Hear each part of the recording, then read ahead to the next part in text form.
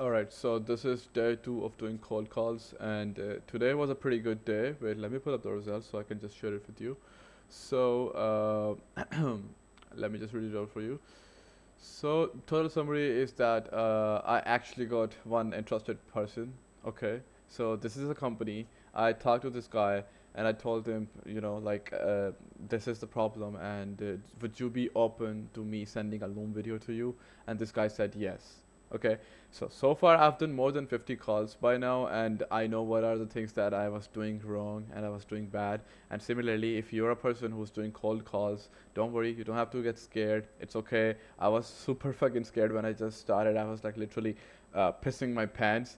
And right now, I got pretty confident, and I know how to do these kind of calls. And uh, so this is the usual structure that I go with, and this is of everything that I've learned so far. So one thing is the Google screening. So Google screening or Apple screening, you know the usual screening. So what happens is like when you try to call these guys, what happens is like sometimes there's this robot which tells you like, hi, if you just give me your name and what's the purpose of this call, I can just connect you with the person. If you know, so what happens is like you do this, you tell your if you tell your name and and the real purpose of you calling, they're just gonna fucking ignore you.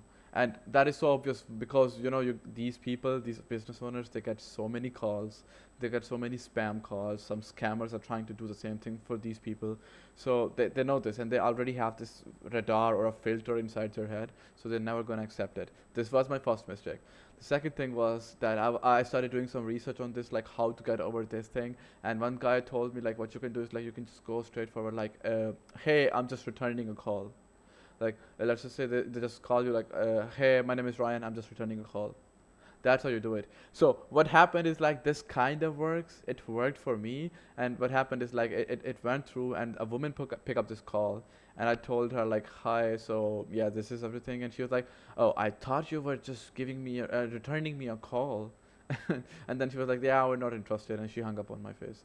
So this is not right as well. So this is something that I developed of my own, and this is what I go with right now. What happens is like what I do is like I call them and I do the same thing. Hi, my name is Ryan. I'm just returning a call. And they went in sometimes. Sometimes it just doesn't went in because they might be busy. But sometimes it does went in. And when it does went in, what you can do is like, hey man, I'm gonna be straight up with you. I am not returning a call. But if you have just 2 minutes, I can tell you what the call is all about. Otherwise, you just feel free to ignore this. Now, this came into my head from another research that I did for actually not getting distracted or rejected at initial stage, and this is what I started doing it. So far, it kind of works because I tried it and it worked for this one guy, but he said I'm not interested. But he listened.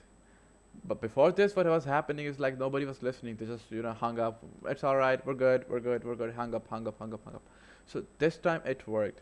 Now about this guy that I just closed. I mean, it isn't closed. It's more like a warm lead. So what happened is like I talked to this guy and I'm like, hey, are you the owner of this business? Blah blah blah. And he's like, yeah. I'm like, hey man, I know you're super busy, so I'm gonna be super precise with you.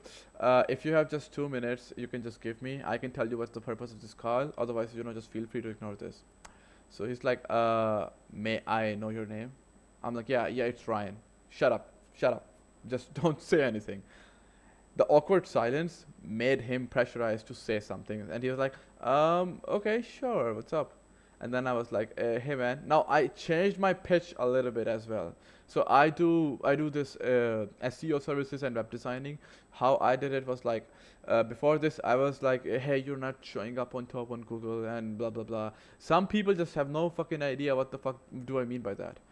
So how I did was I basically told him what is the problem. So I went in like, hey man, so I looked at your website and I think you guys are just actually paying extra for the domain and hosting fee because your website is not listing on top on Google, and which in turn, you're just not getting more clients out of this. So I think you guys are just only paying money, in return you're not getting it. And what I did is like I went ahead and I made this video showcasing how you guys can get on top. So in this way, you would have two channels of layer of getting clients.